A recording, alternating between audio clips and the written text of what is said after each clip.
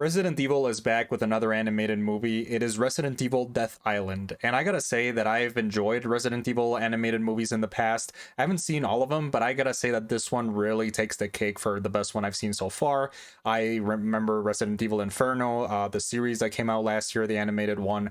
And I gotta say that this one is the best out of all the ones that have been released and I've seen so far because it combines like every major protagonist from the games, with the exception of Ada Wong, into one single movie. And I gotta say that it's also really fun, really action packed, and full of the charm that Resident Evil is known for. So I gotta say that if you like the games, the style of, especially like the kind of like older games like Resident Evil 5, 6, and 4, which are full of the same style, I think you are gonna enjoy a lot Resident Evil Death Island, and especially because of its location and the interaction between the main characters, which is amazing. So this movie takes place a couple of years after Resident Evil 6, which is the last time we've seen most of these characters, especially Claire, Jill Valentine, and I don't think we actually seen Jill Valentine in a while after, I think, Resident Evil 5, when she got brainwashed by Albert Wesker. But she's back in this movie, and I gotta say, like, she was the highlight of the film. I think this film is centered around Jill Valentine, and I gotta say, enjoy that because it is also the same face model from Resident Evil 3, which is one of my favorite games, like in the last couple of years. And I gotta say, the movie centers around her, but also it shows a lot of different parts from other characters. So in this movie, we deal with another virus that is basically affecting people around San Francisco and also the wildlife. So strange whales are coming into the shore, like with giant pieces of them missing, and that is where Claire comes into the picture. So she's basically a member of an environmental agency that deals with these kind of things. Chris and Jill are still part of the BSAA, which is pretty cool. I think I enjoyed a lot of those Resident Evil storylines that take place with the BSAA, with the cities, like dealing more with classic cases of, virus and monster bioweapon confinement, and basically get sent to missions. I feel like we've been missing that for a while. Like kind of like the remakes give us a lot of bit of that, but I feel like Resident Evil 7 and 8 were so different that I kind of like itching for that, and I especially wish that Resident Evil 9 like has a lot of that. But I think that the new games also are really amazing. Don't get me wrong, I think the horror of 7 and 8 are some of the best that I've ever played, and it actually doesn't really feel like Resident Evil, but that's what I enjoy a lot about those games. But you still get that feeling every once in a while of like having those classic storylines with the characters we all know and love. So the BSAA and Claire and Leon all converge on the same island, trying to investigate why people are dying. So they arrive at Alcatraz Island, and we get to see some amazing sights. For example, like Vacation Dad Chris, which is pretty amazing. I gotta say, that is one of the highlights of the movie.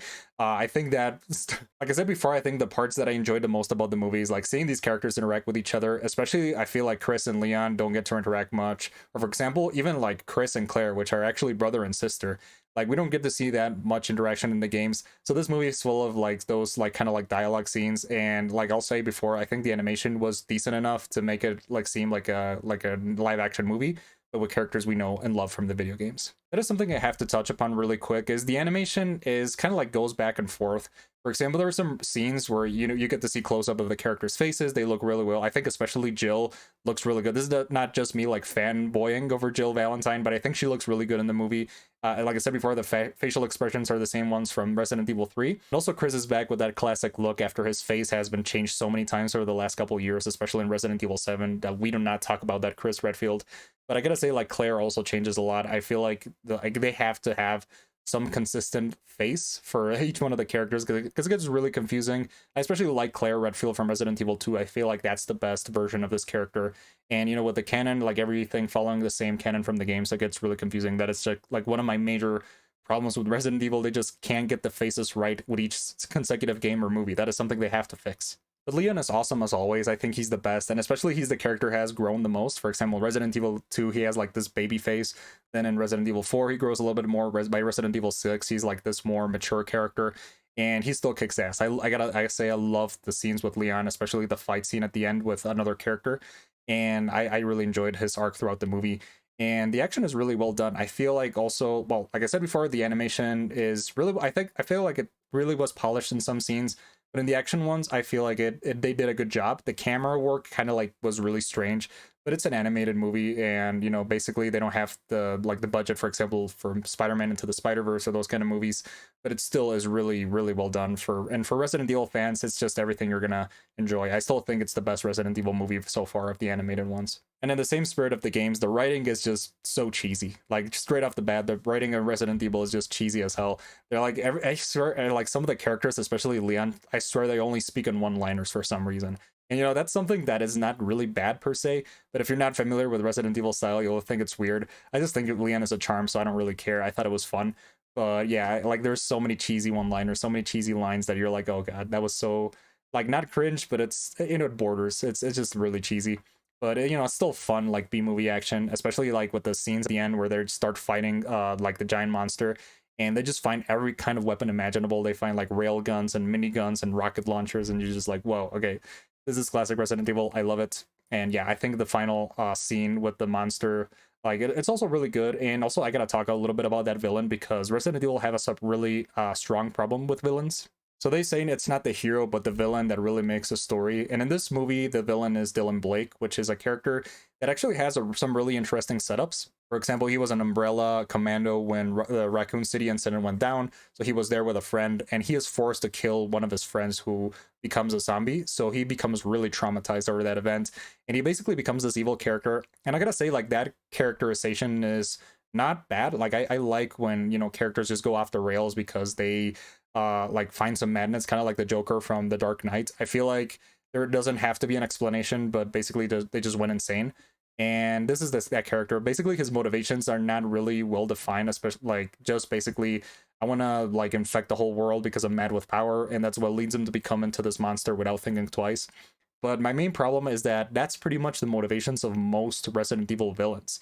Like for example, I just played Resident Evil 4 in March. Like the villain, like it's basically a remake, so it doesn't really like count that much. For example, Albert Wesker was kind of the same. Like they just want to infect the world because they're mad with power, because some philosophy of you know like elevating humanity to the next level, that kind of stuff.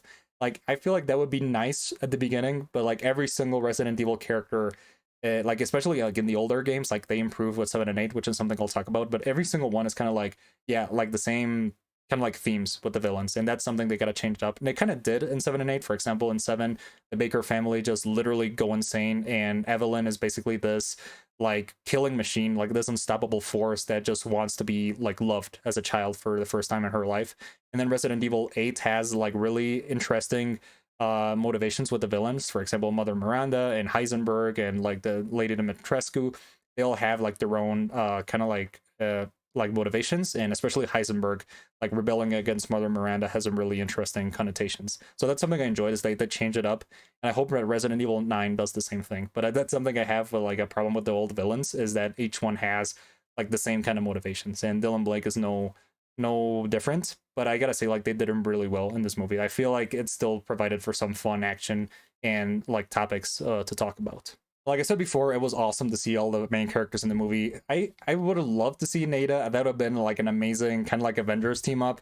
But I guess like having Ada Wong in this movie doesn't make any really sense. Like there would be no reason for her to just like drop into Alcatraz when they're investigating virus. I feel like they would have made it work, but I would have felt it would have been too much. So I'm not really complaining about that. Like Ada's just basically the main character. I feel like we got some of that in Resident Evil 6, but like with the exception of Claire.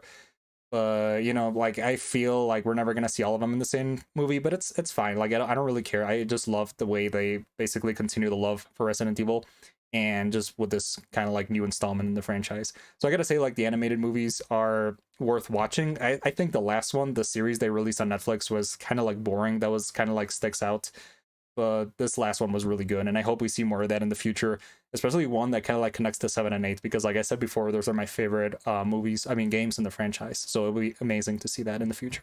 But anyways, those are most of my thoughts on Resident Evil Death Island. I think it was a really enjoyable movie, and I'm going to give it a 75 out of 100. Definitely awesome if you're a Resident Evil fan. If you don't like it, you'll also enjoy it. I think my girlfriend didn't know anything about Resident Evil from like apart from what I tell her, and she liked the movie. So that I feel like if you like action, if you like, for example, anime and those kind of action scenes, you'll also enjoy the movie. So if you like that, please watch the movie. I think it's really good, and yeah, we'll get more Resident Evil in the future, hopefully. So anyways, that's everything for today, and I'll see you guys next time. Goodbye.